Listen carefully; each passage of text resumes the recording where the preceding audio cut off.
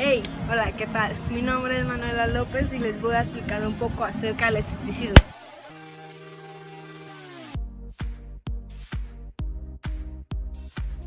Bien, ¿qué significa el escepticismo? El escepticismo significa quien investiga.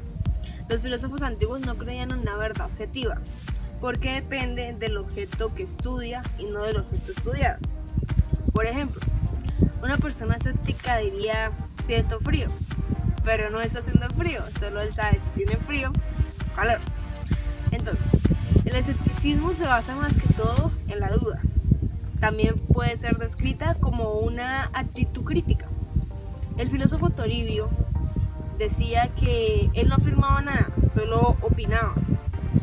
Bien, entonces el escepticismo se diferencia del negacionismo, ya que el escepticismo exige evidencias objetivas de tales afirmaciones. De tal caso que muestren las evidencias, se aceptarán. En cambio, el negacionismo cuestiona o rechaza las evidencias.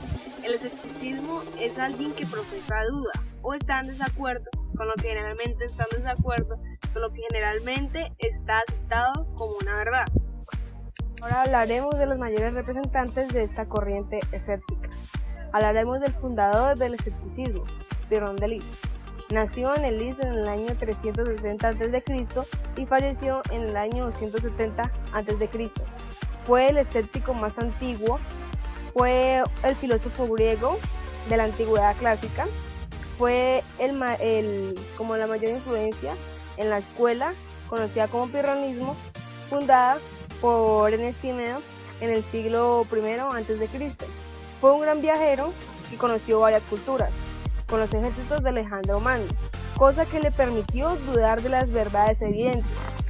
Pirrón abandonó el juicio y creyó que no había nada verdadero o falso, bueno o malo, herético o sagrado. Así se pronunció contra el pensamiento dogmático.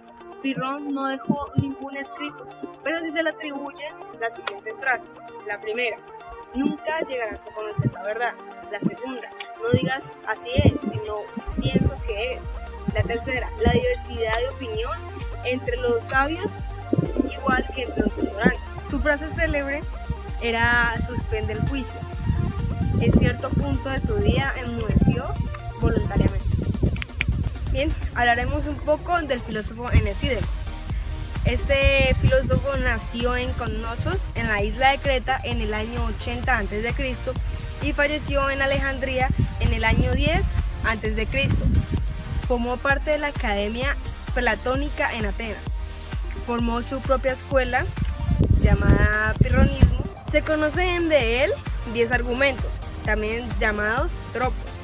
Estos hablan a favor del escepticismo.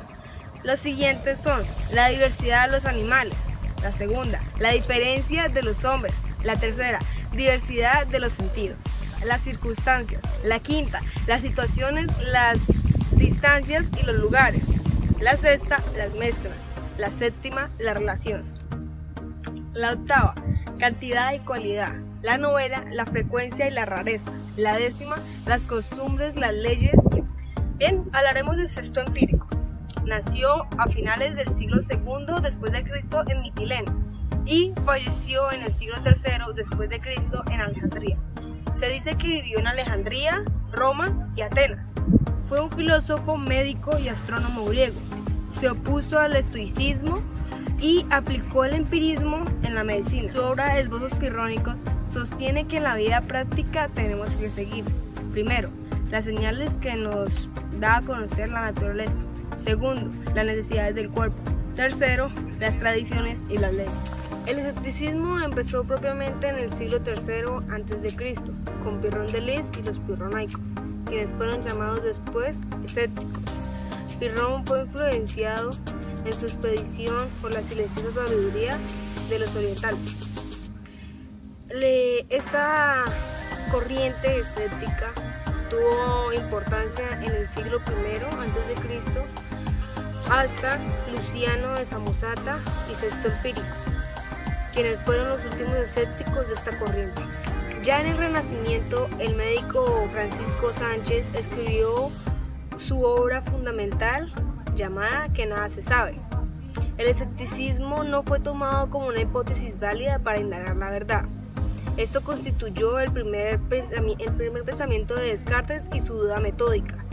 Esto tomó importancia en el siglo de las luces y influyó en su pensamiento ilustrado. Tenemos una pregunta que dice así: ¿es posible que el sujeto conozca al objeto? Bien, la respuesta es no. El sujeto no puede conocer al objeto. Basándonos en el escepticismo, se puede decir que para el escéptico es imposible que el sujeto aprenda del objeto.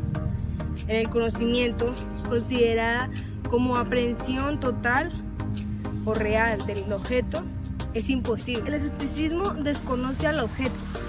Por tanto, el dogmatismo tiene como una posibilidad de que el sujeto pueda aprender del objeto, pero los escépticos están totalmente convencidos de que eso es totalmente imposible, lo niegan rotundamente. Su fundador, Pyrrhon de Lis, piensa que no puede lograrse un contacto entre el sujeto y el objeto. La conciencia y el cognoscente están imposibilitados para que aprendan del objeto. Bien, y hemos llegado al final de este video. Espero les haya gustado y le den like. Nos vemos a la próxima.